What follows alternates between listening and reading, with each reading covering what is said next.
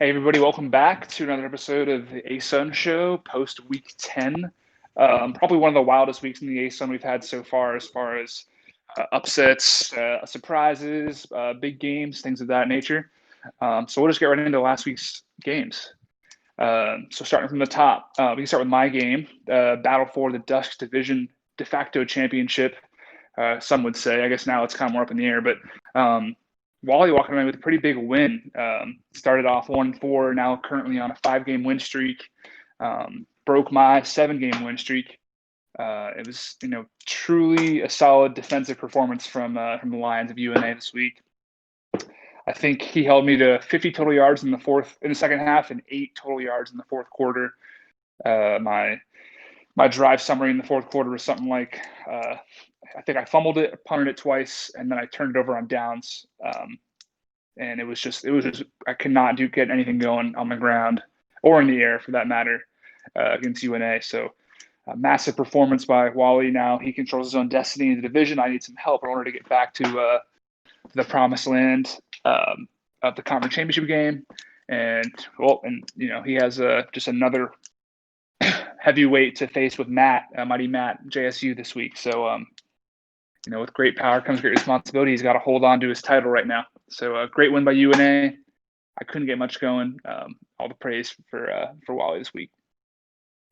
Yeah, it was a big statement win. He's won 5 in a row now, and he's kind of taken my route I took last season, just winning out the rest of the year after a poor start. But 5 in a row wins, head-to-head tiebreaker for first place in the division. The spotlight will be on him now. We'll see how he handles it. But he's got 2 tough games to finish the season. He's got Jacksonville State and Kennesaw State. Uh, you know, it's going to be a very tough skid right there. I think that's the right word, skid. I don't know. But Alabama A&M, that breaks a 7-game winning streak they had. But they could still easily get right back in it with a UNA loss. So kind of shocking how the fourth quarter went, but kind of shows you what kind of a team UNA is. Yeah, I'm not sure how good UNA was before they joined the ASUN, but terrible start to their ASUN career. But Wally has definitely turned it around, getting them top of the division. So great, a great win for Wally, taking down a top 5 team. Keeping after being down only 1 point, but still down going into the half. Not letting anything else happen in the second half. And wrapping it up with 15 points in the fourth. So, great game by him. But yes, A&M still maybe not controls their own destiny in regarding the championship game, but definitely still controls their destiny when it comes to a playoff spot, and could probably still get a top 8 if they win out. So. Not all hope is lost for A&M, and a great win by North Alabama, who probably needed this to stay in playoff contention. I think definitely needed this. Yeah. Next game is Eastern Tennessee and Alabama State. Despite how it looks, that is not a delayed game from that Alabama State got in that second quarter. But yeah, Alabama State wins 15-7. This game didn't make it out of the second quarter.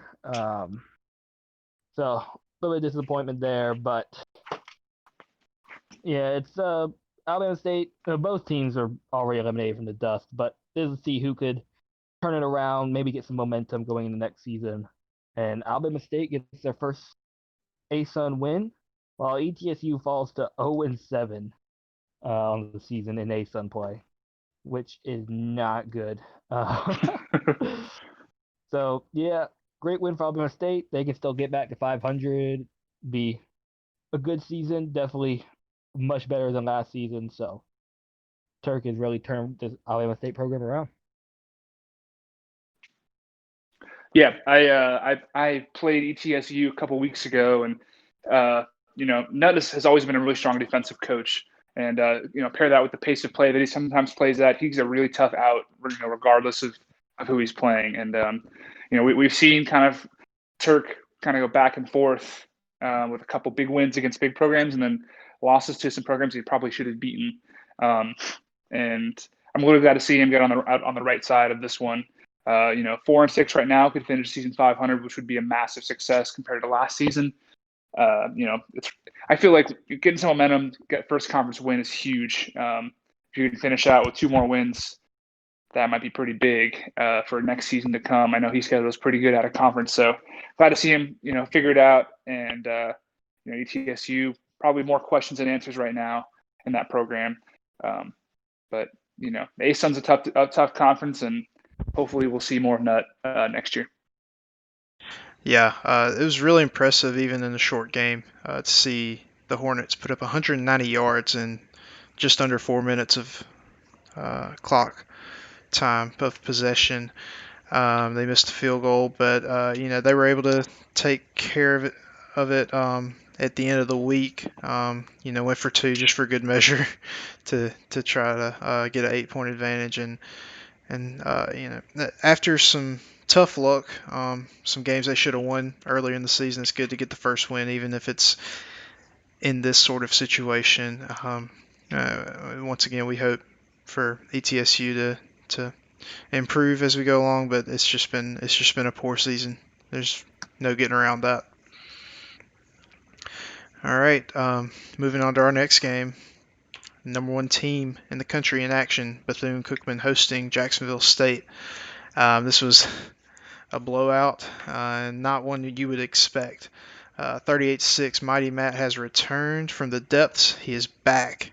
He's ready to take down some big name teams, and he did here. 38-6, 363 yards on the ground, just total domination from the start, leading by 17 at halftime, and a really great defensive performance to. He didn't need turnovers to do it. Only gave up 214 yards, and just shut them down. Only gave up 6 points. They're 5-5 on the season, 4-2 though in conference, which is pretty interesting to see from where they were in the beginning of the year. And unfortunate for Pello, but this won't hurt the resume really at all. They still have the best strength of schedule. And a very, very strong resume. They'll stay up near the top. Yeah, this was a view of Mighty Matt of old, playoff coach from last year. Didn't necessarily. Some people could have called this upset from last week. Actually, I think Slow did. I don't think Slow anticipated a 31-point drubbing of Bethune-Cookman. We had mentioned before, if you're active in the ASUN chat, you know that this kind of set Pello free a little bit to finally get that first loss in the season, kind of similar to analogous to last year, similar type of manner. But yeah, props to Matt. This is a huge win. I think there's something to be said too about playing an option team and holding him to such a low yardage and forcing no turnovers and still being that that huge on defense. That's really not easy to do, especially versus an option team where you can pick up yards by the chunk. So yeah, props to Matt. I know Pello might take a hit from the committee on this one, but I don't think it'll fall too far. The committee probably will look not too poorly on this loss because he, like Judge said, does have the strongest strength schedule in the country. So tough loss for Pello. He'll bounce back though. He's still probably gonna, depending on what happens next week, could clinch the division. So no skin off his nose there. Yeah, Bethune-Cookman, max he can drop is to 3. I think he's probably going to be at 2. So not a big hit. Still very much in control of his own destiny. This would have been a helpful game. He would have essentially locked up the division. But he has another chance to do that this week. And this doesn't really hurt him. It's an out of division game, so nobody has a tiebreaker over him. So this is the, I guess, best game he could lose out of the games left. So But yeah, great win for Jacksonville State. I think if they had one less loss, if one of those games they lost went their way, they'd be very much in the thick of it in the playoff picture. But I think that fifth loss is going to come back to haunt them, even if they win out. But still nice to see Jacksonville State. Still has an outside chance for the division, so he could get in that way. Um, yeah, just good to see Matt back. Next game is my game against Campbell. I won 42-40. Keep my playoff hopes alive and division hopes alive since Bethune-Cookman lost this week. You mentioned me picking against Bethune-Cookman. I said on that show it was purely out of self-interest. Speak it into existence. Manifest it. Yes. So, yeah, and I definitely wasn't expecting that 32-point whooping. But yeah, this is a tough game. Slow start, but once it picked up, it really picked up. And Campbell tried to make a comeback. It was very close. I think you recover 1 or 2 onside kicks. I forget, but I almost blew a 16-point lead. So I almost blew a 16-point lead in the last 3 minutes of the game. So it was a little scary, but I managed to pull it out. Balanced attack for me on both almost equal yardage in passing and rushing, so that's a good sign. 2 turnovers still, so but I was able to force 2 turnovers. So yeah, great game. I'd like one of my games to not be a nail biter at the end. I was really stressing out when my lead went from 16 to 2 in a matter of like 20 real life minutes. So yeah, good win over a ranked team. Though I don't think he'll be ranked after this week. Sorry, Campbell. But yeah. Yeah, it was very nearly another heroic Campbell comeback. Um, he falls to 5-5, perfectly balanced. Um, very good offense on both of these for both of these squads this week, and just a great fun game. You had a few of these last year solo, just shootouts. The one with Bethune-Cookman last year, and these games are a lot of fun. I know it was stressful, but these are highly visible, fun, entertaining games to watch, and this is kind of I hate to say eliminator because I think both of these teams are just trailing. We're all trailing Pillow in the division, but this is a big step to kind of keep yourself in the spotlight a little bit at 6-4. Um, Probably definitely not the playoff picture yet, but you're staying alive and keeping your hopes for a good record afloat. So good job. Yeah, quietly 2 teams heading in opposite directions in the dawn here. 3 weeks ago, Campbell was 5-2. Florida A&M was 3-4, both with different perspectives on how the season was going to end. Florida A&M still alive, and with the tiebreaker over Campbell could be big. And with the way Pello ended the season last year, nothing is off the table, I would imagine, right now. You got to get a big one this week against them, like I said. But that was an awesome win, and Campbell has been historically a great offensive team, as you have been as well. So, 82 combined points is no surprise. And Campbell's been known to have a few big comebacks this season under his belt. So, awesome win here. I think this is one you needed. This is probably going to put you back into the coaches poll, if not maybe one of the first 4 teams out of the committee poll, depending on how they view this. I think the committee was still looking pretty fondly upon Campbell, even though they were 5-4 last week. So this could be a big win, all things considered. But yeah, this just goes to show how tough the Dawn is. We've been talking about the Dawn all year. I mean, the second best team is Jacksonville in the division, and at 4-6, and everyone else is 5-5 or better, which is kind of crazy. So, big win, tough loss for Campbell. but season goes on. Next, we'll move into an ASUN Dusk showdown between Chatty and Samford. Admittedly, not a lot of division dreams on the line here. Just good old-fashioned dogfight between Samford and Chatty. The conference commissioner and a pretty active Chatty in chat. Both teams 7-5 now. Samford comes out with a win. Kind of turns it on the second half, down 19-14 at halftime.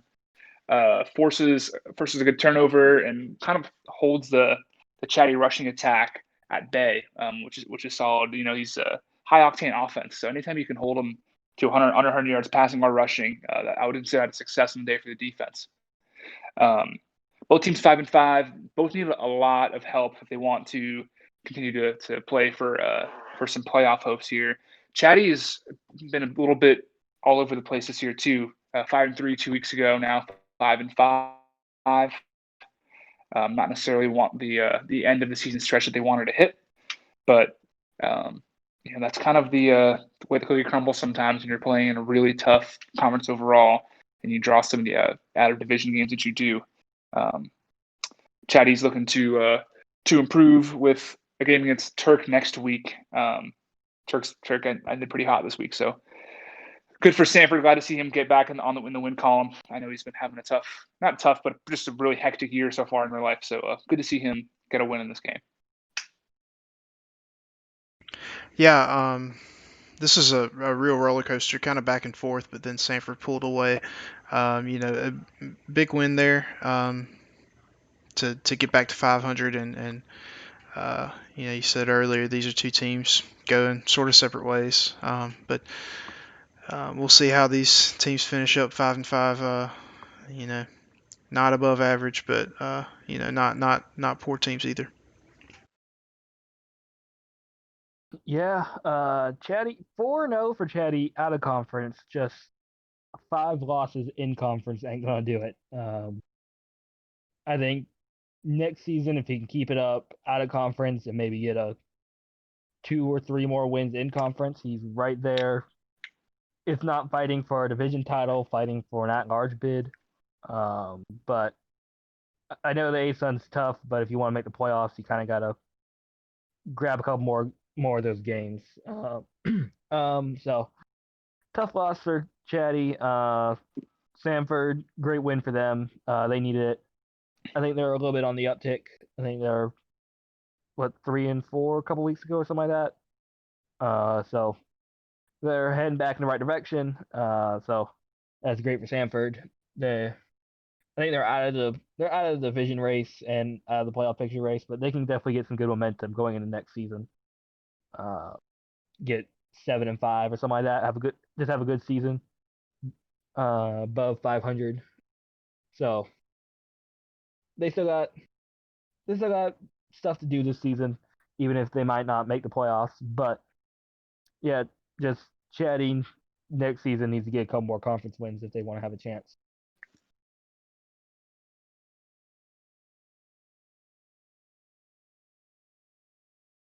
Next game is Stetson and Jacksonville.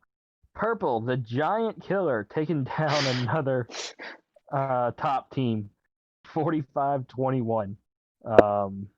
So Stetson falls to 6-4 on the season, 3-3 in conference.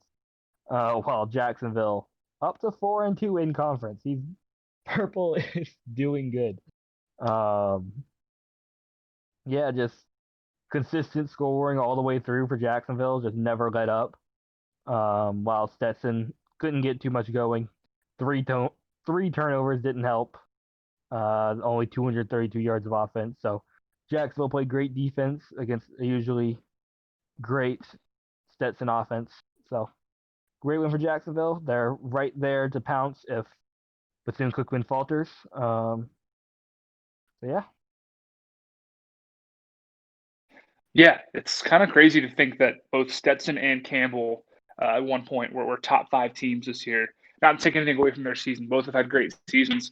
But, it just goes to show you that, it's tough having a pest like Jacksonville in the division because, they could literally take down anybody any week.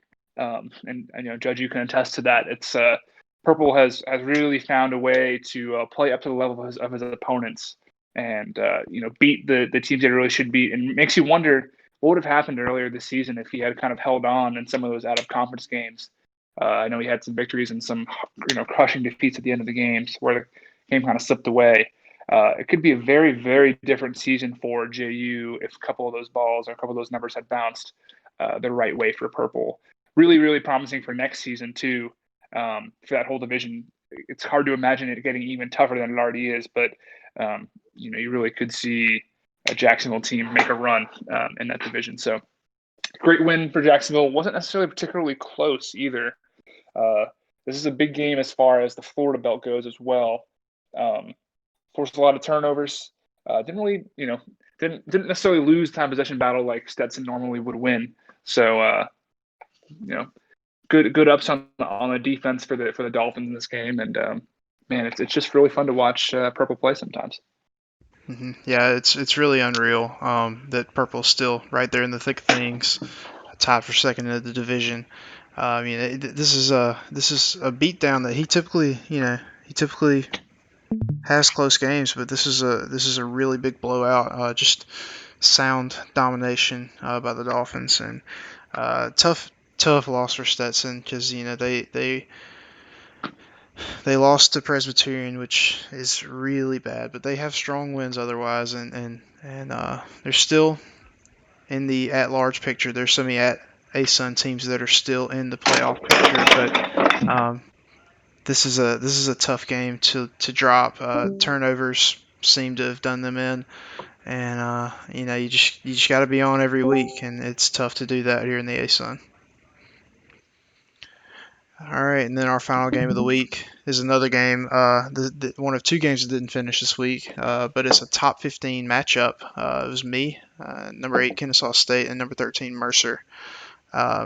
Mercer took an early 17-7 lead, and things were moving kind of slowly. I was getting a little scared, but right before halftime, in the last 2 minutes of the second quarter, I was able to get some quick strikes and took the lead 24-17. Going into half. We moved a little bit further and we traded touchdowns, and I was able to hold on and survive 31-24. So I feel like it's a huge win for me to survive. Mercer's very good. They've beaten some very good teams, and then it's a big resume booster, and also just could have easily been a trap. 8-2. I'm very happy to have that record at this point. I'm kind of still shocked that things are going this well, but the offense was working. The defense was not working too well, but it did enough when it counted, and it's good to stay alive and good to put myself in a really good position in the eyes of the committee, the committee. And Mercer at 6-4, still highly regarded. It's absolutely insane how many playoff type teams we have in this conference. Agreed. Yeah, that was, and it's a good thing too that the committee is finally putting some respect on Mercer's name. It's good for you because that's going to look like a really good win, because it is a really good win. Mercer's a great coach. I think the qualities of a good team are, Pelo represents us too, is you find ways to win regardless of the way the game is going, right? You take a momentum flip right at the end of the first half. That's huge. Like I said, very balanced attack. Very good rush defense this week. Being versatile and nimble and finding ways to win is the quality of a great team. And Judge did that this week, so this is awesome. And I'm excited to see where the committee ranks you, because I feel like they slept on you a little bit after the rankings last week. So I'm excited to see how those change this week. Yeah, with so many top teams losing, I'm gonna guess Kennesaw gets pushed up to top 5. So it's gonna be we're on 2 top 5 ASUN teams, so that's gonna be nice. But yeah, great win for you. Disappointing not see it fully end, but life happens. And a little bit disappointing for Mercer. Mercer kind of is what I think is basically where Chatty would be if they had one more win. Maybe not quite that high, but around that area. Uh, win all of their out of conference games, just not doing well in conference. Only 2-4 for Mercer. So yeah, but disappointing loss. Still in the thick of it. Still control their own destiny for that large bid. The team in last in the Dawn has a chance for an at-large bid. But yeah, it Mercer still plenty of control, can still get probably definitely top 20 if they went out, maybe top 15 depending on how some of the other teams shake out with their final record. So great win for Kennesaw, disappointing loss for Mercer, but it happens. Moving right along, we'll hop right into the standings this week. I'll start with the Dusk. If Judge, you want to take the Dawn. At the top of the Dusk, North Alabama is a new face atop the division, tiebreaker over Alabama A&M. Both teams 5-1. Obviously, tiebreakers there. And then you have Jacksonville State at 4-2, a really big game versus UNA this week that could shake up some things atop this division. And then, so Jacksonville State's 5-5. You got two more 5-5 teams. Sanford's 2-4 in conference. Chatty's 1-5 in conference. And then at the bottom, you have Alabama State at 4-6 and ETSU at 3-7.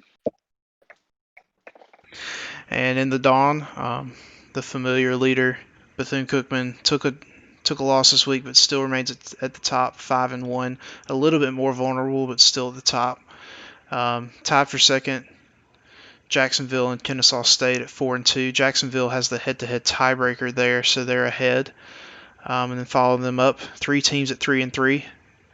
Florida A&M, Campbell, and Stetson.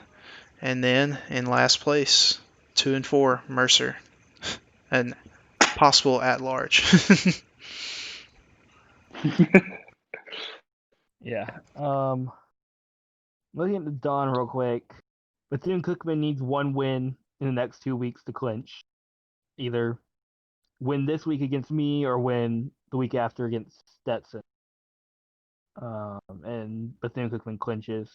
Jacksonville State needs me to beat Bethune-Cookman and then beat me in the week after and win out, of course. They need to, I don't know who Jacksonville's up against. Stetson? I think Jacksonville's up against, no. Jacksonville's got Mercer this week. Mercer. Okay, so Jacksonville has to beat Mercer this week and then beat me the week after with Bethune-Cookman losing this week and next week. Yeah. Bethune-Cookman has to, for anyone other than Bethune-Cookman to win the Dawn, Bethune-Cookman has to lose their last two games. Yeah. So, and then I don't know how I shake feel out about from that. there. I think I still have a chance. I think I need Judge to lose out, and I need to beat Jacksonville week 12 and Bethune-Cookman to lose out, and then I got it. But yeah, okay. Yeah. I don't know if Campbell saw the shot. I'd have to go. That'd be a lot more. Yeah, there's a lot of scenarios, but I do know there are some scenarios where we could get some crazy, maybe 4- and 5-way ties. We need to break out Judge's 1,028 possible combination conference championship. I never finished that. And for good reason. Yeah, dude, that is just a personal hell in itself. Yeah, looks like we got 3 teams still in the Dusk, right? Jacksonville State still has a shot, because they play North Alabama next week, and so that'll be really interesting to see how that plays out, because that's a little bit more contested. Yeah. Unfortunately, no power rankings this week, so we'll move right on to the player of the week and Sunny D. Player of the week goes to Sanford free safety Kyle Hand. 20 total tackles. Very impressive number over the course of a couple games, let alone one game, and 3 sacks. So having some defensive player showouts in the ASUN Player of the Week the past couple weeks. So I'm glad to see that. Probably going to be one of the ASUN defensive all-conference players at the end of the season. So that's awesome for Sanford and in a big game versus a high-octane offense. Chatty. And then the Sunny D of the week goes to none other than Mighty Matt after a 32-point win versus Bethune-Cookman, holding to 6 points. It's probably one of the first Sunny Ds that you'll see without a forced turnover. But holding an option team at 214 total yards, number one team in the country. Pello has just been steamrolling a lot of the competition he's been playing this year. So this was an unstoppable force meets an immovable object, and the immovable object really won this time. So awesome for the Gamecocks at Jacksonville State. That's huge for that program. Yep. That being said, I think we can get right into the Week 11 games. We can start with the game of the week. Another ASUN Dust potential decider here. UNA versus Jacksonville State. This one's really tough for me to choose because I have a lot of vested interest in the outcome of this game. Wally has the hot hand. 5 wins in a row. Really, really, bouncing back hard and winning when he has to. But I mean, at the same time, Mikey Matt also has an extremely hot hand after this win this past week. There's a part of me that just thinks that Jacksonville State flips a switch and we see the dominant Matt we saw from last year. And I'm not totally sure that Wally is going to be able to handle it. So I'm going to go with the upset bid pick here, and I'm going to go Jacksonville State. Yeah, I've kind of got the same thoughts as you. I really think Matt has worked out the kinks from earlier this year, and I think they're back. Wally is really good. It's a shame that these two teams had such a rough start because I really think this could be, these teams should have better records than they have, and this could really be a national spotlight. But yeah, I think UNA's rolling along, but I think their winning streak's bound to come to an end. I'm going to pick JSU here. Well, I am going to bring out the brooms. Yes. I'm going with Matt as well. I think he's back. I think he's on a roll. I think he's made the playoffs both years, but it's both times been at large. He hasn't actually won the division yet. And I think with the at large taken away from him, I think he's going to be determined to get into the conference championship game to try and keep that playoff streak alive. So yeah, I'm throwing out the brooms and picking Matt for this. Next, we have my game with Stetson versus Stetson. I'm going to abstain from choosing my winner here. I'll just provide a little background. This has been a game that I've had circled on my calendar all year, especially when Stetson was as highly ranked as she was in the beginning of the year. This is going to be no easy out. I've historically performed pretty poorly versus option teams, and I'm not really excited to play Stetson this week. But this could be a win. This is going to be a win that I'm going to need to have the committee in order to stay kind of where I want to in the committee rankings. And definitely if I want to stay alive for a division championship, I can't, especially if Wally wins this week, I can't really afford to lose this game. So excited for it. Never played Stetson before. Hopefully I can get a value dub here. Yeah, it's, we all picked Jacksonville State, and that chaos can allow A&M to get back at the top of the division. This is a cross-divisional matchup.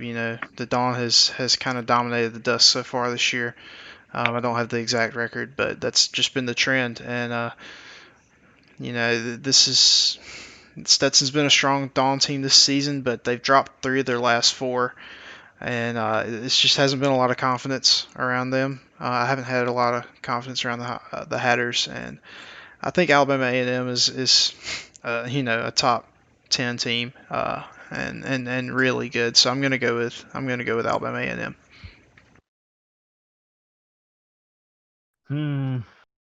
Let's see. I think since Stetson lost this week, I don't really have a vested interest in this game. Um, I think I can I don't need them to lose to keep my playoff hopes alive. Uh, so the tough one. I think I'm gonna go Alabama A&M. I think I'm a big Ampersand.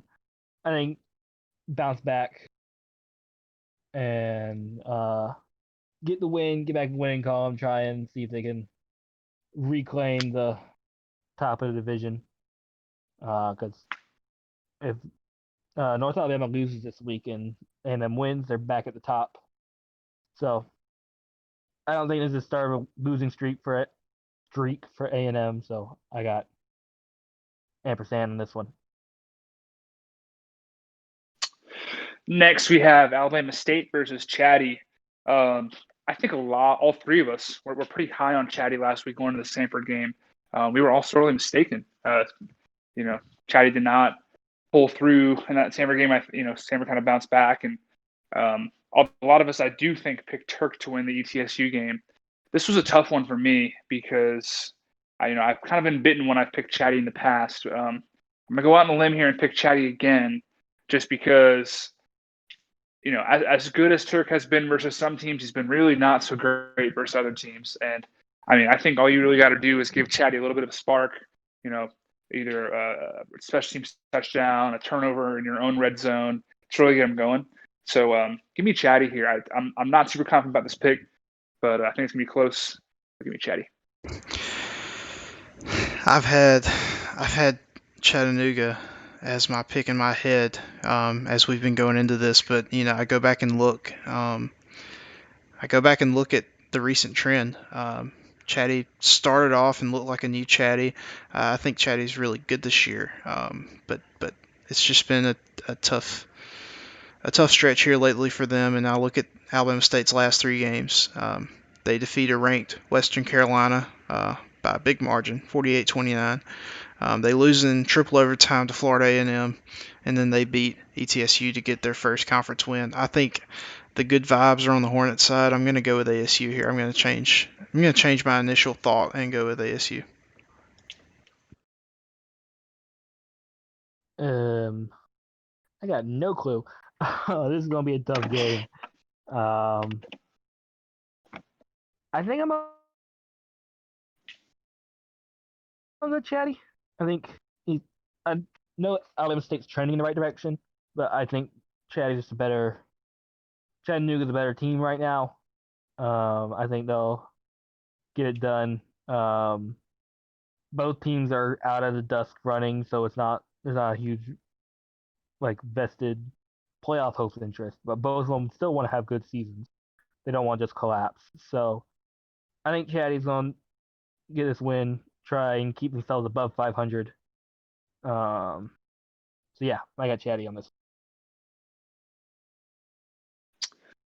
Next game is mine against Bethune-Cookman, so I'll preview that real quick. Oh yeah, go ahead. Yeah, I will preview this game real quick. So this last season, this game happened in week 9, and it went into double overtime and ended on a 0-diff touchdown from me on 4th down. Yeah, I think I went for it on 4th down, and it was 0-diff. So yeah, exciting game. That was the start of Bethune-Cookman's losing streak last season. I'm hoping to continue it this season, keep my playoff hopes alive, but we'll see if that happens. Bethune-Cookman might be looking for revenge. Yeah, this is a tough one because I myself am a similar way. There are some players who are relatively emotional players where, once you get moving in one direction, the inertia kind of carries you. And it's not very often that you see Pella lose a game, let alone lose a string of games. I think if anybody has the guts to beat Pella, it's probably you, Slow. This is tough because especially after watching last season, I'm gonna pick Bethune-Cookman, but I think this time it's gonna be like a field goal at the end of the game or something like that. But this is really close. I do like my risk in close games. Yes, I do. I do too, actually. I think against Nut earlier in the season, I think I had a couple risky plays near the end of that, trying to come back, and then going for it on 4th and 22 in first overtime against Alabama State. I didn't get it, but I managed to get the turnover, and it all worked out. But You know what? I think I think I'm feeling the chaos here. This is a fickle game, and this was just an amazing game last year. Bethune-Cookman could win this game and clinch the Dom and get their 10th win, but I'm gonna roll with Florida A&M here. I'm gonna pick them with the big upset. Let's go, chaos! chaos. I guess I'll preview I would my love game. to see that. I'll preview my game next. So Campbell 5-5 at Kennesaw State 8-2. Campbell's struggled recently, poor showings lately, but what I do know about this game is there will probably be lots of offense. Two of the highest ranking offenses out there, very powerful, and if anything, there should be some fireworks. I don't expect anything low scoring, and honestly, it should be a toss up because we've seen what Campbell can do. So should be fun. Yeah, I this is another one of those games. I mean, if you look at the 4 of the 5 losses that Campbell's had this year, with the exception of the 38-0 abomination in Week 4 versus Bethune-Cookman. Last week lost to Florida A&M by 2. Week before lost to Jacksonville by 3. Week before that lost to Wofford by 10. Wofford is a potential bubble team right now. And then Week 5 lost to Yale by a touchdown. That was a back and forth game. These are all close losses. And these are, I'll tell you what, man, close losses way heavy on the mental. I would say way more so probably than blowouts, and that's tough for Campbell to handle. I think Kennesaw State wins this game pretty handedly. As much as it hurts to say, I want the best for Humpy, but I could definitely see him going 6-6 again this year. As much as it pains me to say, but give me KSU. It's not much of a sweep with only 2 people, but yeah, Broom's going Kennesaw. Campbell a couple weeks ago said that I was the perfect of the going 500 because I was 3-3 and like 11-11 or something like that, or 4-4 and then 11-11 all the time or something like that. But now it might be back to him. But yeah, I think since Campbell is basically out of the division race, I think this game matters a little bit more to you, Judge, trying to see how high you can get into the playoffs. I think one more win cements you like you're no matter what in. If you lose both your games, I think you're probably in just with the strength, like with the dominance of the ASUN, the strength of schedule for pretty much all the ASUN teams are off the charts. So it not I think 8-4, that strength of schedule, some of the wins you have, that will get you in. But just to be safe, see if you can get top 10 at the end of the season, 9-3 or 10-2 if you can win the last 2 games. But yeah, I just think this game matters a little more to you. Come out guns blazing, top 5 teams. So I got Kennesaw State on this one. Next, we have the rematch of, I guess,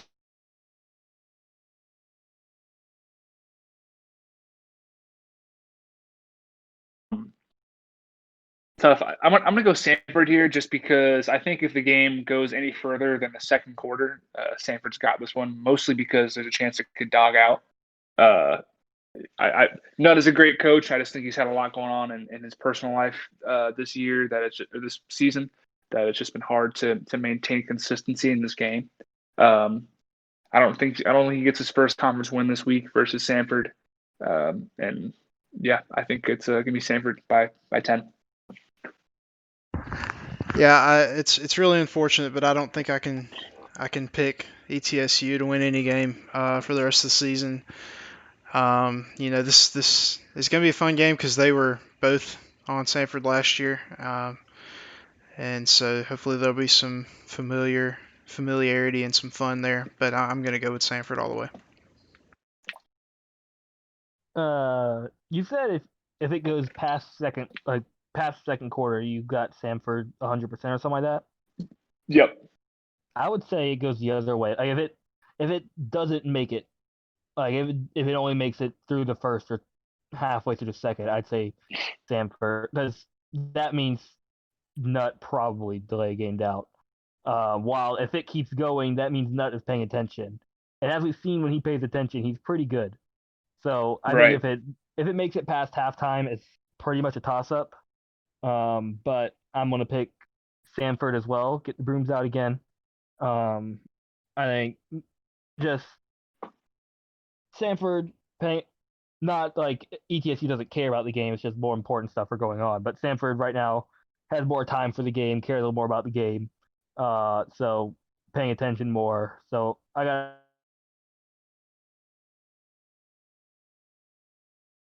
could see it going either way. You said you got Samford, right? Yes. Gotcha. And then finally, we have Jacksonville, number 2 team in the Dawn versus Mercer, the last team in the Dawn. It's kind of funny if you think about it that way, looking at their records. This is a tough one too because this has all the makings of another JU giant slayer moment. I don't imagine that Mercer's going to fall too far in the rankings. Probably in the late 20s. That's only lost to KSU by a touchdown. All of Mercer's losses this year have been two either currently ranked or ranked at the time opponents. Lost to me by 4, lost to Bethune-Cookman by 10, lost to Stetson overtime by 7, and lost to Kennesaw State by 7. Those are all about as good as losses as you can get to ranked teams. I'm going to go Mercer here. I think Rico's got some savviness to him after this KSU loss this past week. I would love to see a JU win here, but I think Rico's got some up his sleeve. Yeah, these are. I feel like I say the same thing over and over again about all these teams, but these are 2 very good teams. I can't say anything better than that.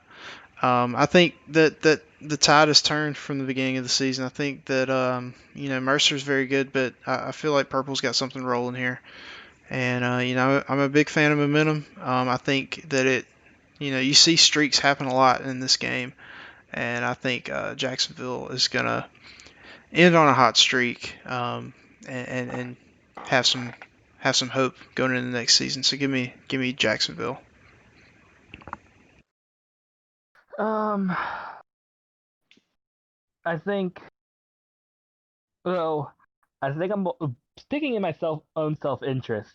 Worked last week, and I probably should have done it earlier. I forgot to do it on an earlier game. But yeah, I'm gonna pick my own self-interest this week and go with Mercer, because I need Jacksonville to lose. But yeah, I'm gonna go Mercer. I'm gonna. I think I think Rico needs this game, definitely to try and stay in the playoff picture because they're out of the division race. And so getting that 5th loss, I think basically 5 losses is a death sentence for at-large bids. You're not making the playoffs if you have you're not getting an at-large bid if you have 5 losses. It's just there's too many 8-4, 9-3, too many of those teams for you to sneak in. But yeah, so Mercer trying to keep their hopes alive. I think they're going to be 20s this week probably, maybe low teens, not high teens, 19 or 18, whatever. I'm thinking more likely 20. So they want to stay in the playoff picture. They need a win this week. Jacksonville also needs a win, but I think Mercer's going to be more motivated. I think Rico's the better coach. Not by much, but Rico has been consistent over the past couple years. And I think just really good coach. A couple tough losses this season. But yeah, I'm going Mercer. All right. Well, that kind of wraps everything up for next week's games. It's good having you guys on again, and that's all I really got. So look forward to good luck on your games this week, and we will see you guys next week. Yeah, good luck. Thanks, guys. See you guys. See you. See ya.